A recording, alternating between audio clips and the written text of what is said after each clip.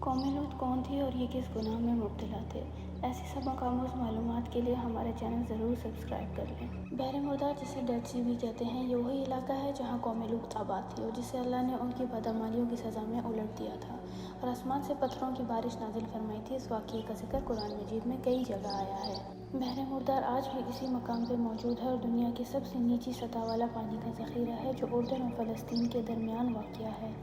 قرآن مجید میں تو یہ جگہ عبرت کی نشانی کے طور پر ذکر ہوئی ہے اور اس کے کھنڈرات کو دیکھنے کو ترغیب دی گئی ہے تاکہ لوگ عبرت پکڑیں، اور قرآن مجید میں ہے کہ تم صبح شام ان کے کھنڈرات کے پاس سے گزرتے ہو، کیا تم عقل نہیں کرتے ہو؟ قرآن کے مطابق یہ قوم اپنی بدکرداری اور اخلاقی گراوٹ میں مشہور تھی اور انسانی تاریخ میں سب سے پہلے ہم جنس پرستی کرنے والی قوم کہلائی۔ اور قرآن میں ہے کہ تم مردوں کے پاس شہوت سے جاتے ہو عورتوں کو چھوڑ کر۔ قرآن اور احادیث کے مطابق ان کی چند بڑی بدکاریاں یہ تھیں: ہم جنس پرستی، مردوں کے ساتھ شہوت پوری کرتے تھے، عورتوں سے تعلق کو چھوڑ دیا تھا، عریانی اور برہنگی، کھلے عام برہنہ ہو کر بدفعلی کرتے، ننگے گھومتے اور اس پر فخر کرتے تھے، راہگیروں پہ ظلم، راستوں پہ بیٹھ کے مسافروں کو لوٹتے، ان کا مذاق اڑاتے اور انہیں زبردستی بے عزت کرتے، ظلم و زیادتی، مسافروں اور کمزوروں کے ساتھ زبردستی بدفعلی کرتے اور انہیں اپنی بستی میں بے عزت کرتے، بدتمیزی اور بد اخلاقی، اللہ کی نعمتوں کی ناشکری کرتے اور بے حیائی کو عام کیا۔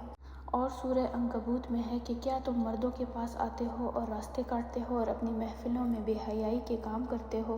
حضرت لوط علیہ السلام کے پاس آنے والے فرشتوں جو انسانی شکل میں آئے تھے، ان کے ساتھ بھی بدفعلی کا ارادہ کیا۔ سورہ ہجر میں ہے کہ لوط نے کہا، یہ میرے مہمان ہیں، تم مجھے رسوا نہ کرو۔ حضرت لوط علیہ السلام حضرت ابراہیم علیہ السلام کے بھتیجے تھے اور انہی کے ساتھ ہجرت کر کے فلسطین آئے تھے۔ اللہ نے حضرت لوط علیہ السلام کو اس قوم کی طرف پیغمبر بنا کر بھیجا اور ان کو اللہ کا پیغام پہنچانے کا حکم دیا۔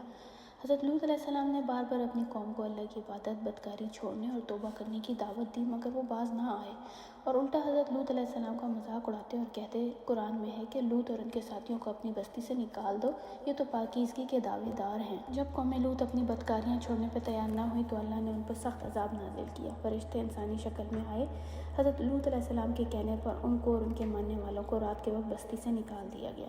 پوری بستی کو الٹ دیا گیا، زمین سے آسمان کی طرف اٹھا کے منہ کے بل زمین پہ پھینک دیا گیا، ان پہ پکی ہوئی کنکریوں کی بارش برسائی گئی۔